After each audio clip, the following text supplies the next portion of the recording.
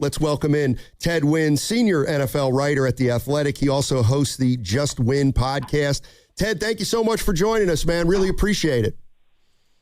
Yeah, thanks for having me on. Absolutely. I feel like the last several years or a bunch of the years in the past, the 49ers, the training camp and their off season just doesn't go smoothly. And would you say that it kind of looks like it's going that way this off season with the injuries and the Kyle accident, et cetera?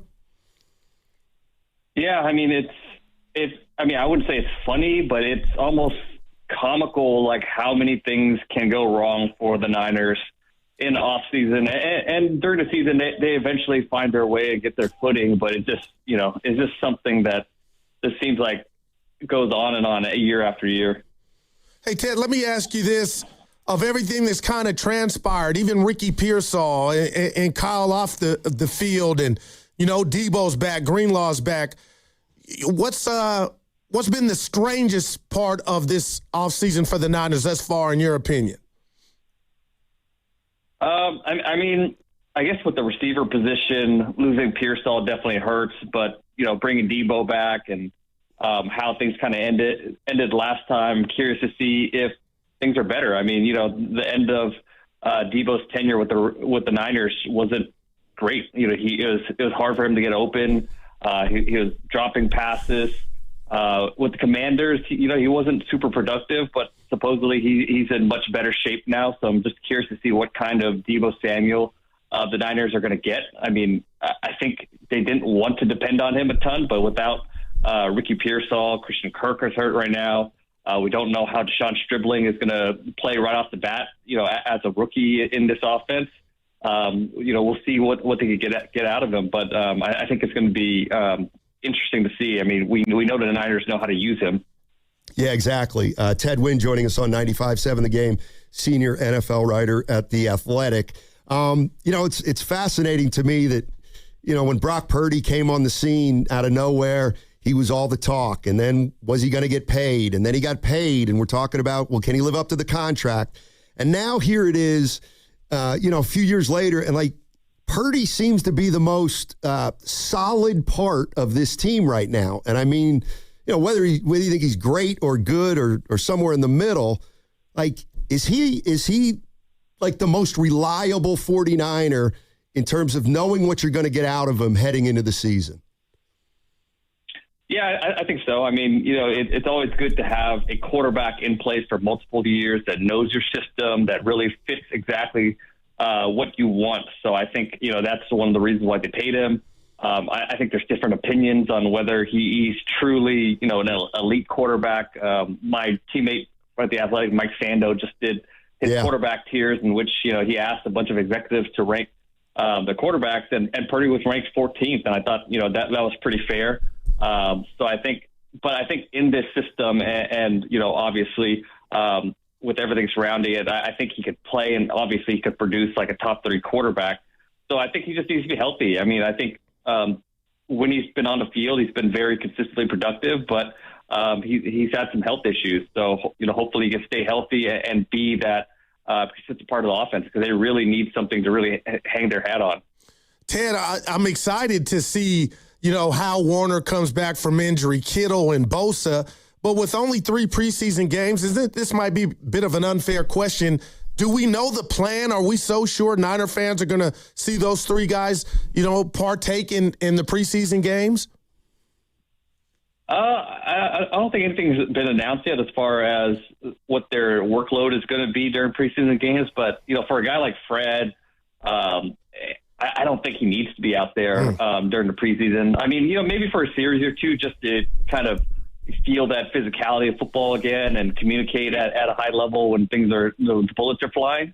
But I mean, he's just such a cerebral player that I don't think he needs to be out there. Maybe Nick Bosa, just because he's missed so much time, and just to get some pass rushes in a live setting would be good for him. But for Fred Warner and even a guy like Dre Greenlaw, I don't think they need a ton of reps out there preseason. Ted Nguyen joining us on 95.7 The Game, senior NFL reporter at The Athletic. So let me ask you this. I mean, we know that Kyle Shanahan is terrific working with quarterbacks, and he's been great with Brock Purdy. They're on the same page, et cetera, et cetera. And it's one of the 49ers' distinct advantages. But right now, Kyle Shanahan is not healthy, so he's not coaching at 100%. Is there any way to figure out or to measure if that is that could be a tangible obstacle or challenge to this season simply because they're not as tight because Kyle's not able to do it? Yeah, I mean, it definitely hurts not having, your leader out there. And I think, Kyle Shanahan is a difference maker. We've seen I just did a list where I interviewed a bunch of defensive coordinators, defensive coaches on who they think are the top 10 play callers. And Kyle Shanahan finished number one for a second year in a row. And I think one of the things that really stood out in other people's minds was how he was able to navigate through all the injuries that the Niners had. And we just talked about all those injuries that the Niners are accumulating already. And unfortunately, now Kyle Shanahan's on that list.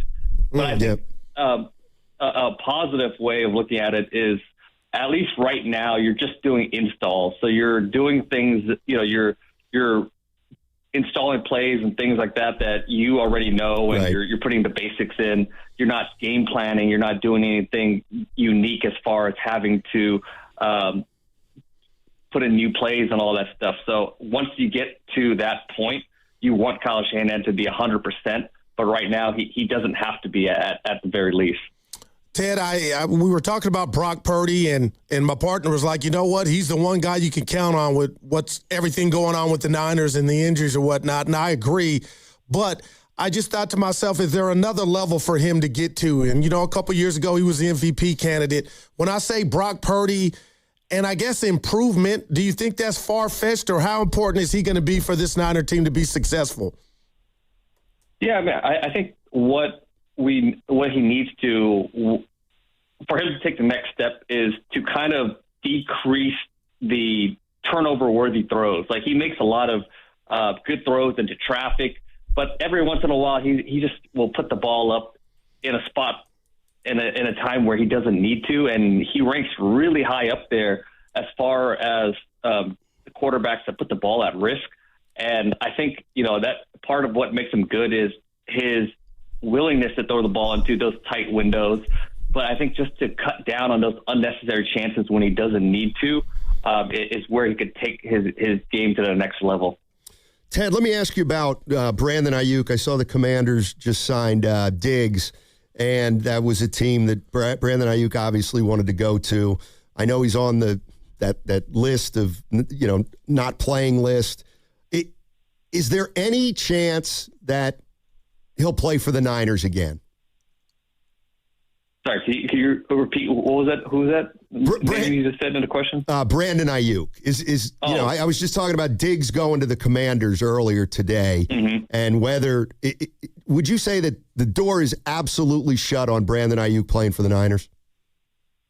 I mean, I think it has to be. I just think, with everything he's put on social media, how things ended, his guarantees being taken away, I think he's closing the door on himself with not just the Niners, but with a lot of other teams in the NFL too, with the way that he's conducted himself. I think, he was almost a shoo-in to be a Commander at some point if he just kept his mouth shut. And now the Commanders are flirting with Stephon Diggs, which would pretty much close the door on Aiyuk. And I don't know what other team would take a chance on him. Like, he would probably have to wait till a team really gets devastated and gets desperate to even give him a shot now. So, like the Niners. Yeah, I mean, I don't.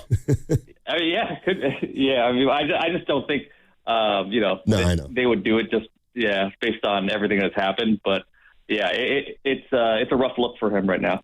Ted, let me ask you about McCaffrey. He had over 400 combined touches. He was the leading receiver with 102, and it wasn't even close with the second receiver being Juwan Jennings. How imperative is it for Kyle? Like, I know they don't want that to happen again, right? How important is it for another receiver to step up and take that off of McCaffrey's plate? Yeah, it's huge. I don't think they want a season where McCaffrey is getting as many touches as he does, just to make sure he stays healthy. I think part of that was the run game was so ineffective last year too that you had to find ways to get him the ball. So if the run game could be a little bit more explosive, efficient, you won't have to throw the ball to him as much. And plus, you want more explosive touches. Like, throwing to your running back is obviously going to keep you on track, and throwing to McCaffrey is going to get you those 6-7 yards or whatnot. But if you can find a more explosive number 2 option, and I think that's part of the reason why they drafted Stribling to run the 4-3, that creates more explosives for offense. So I think they want Stribling to be that guy. So we'll see if he can get back healthy. He's another guy that's out with injury right now, and really develop into that number 2 receiver.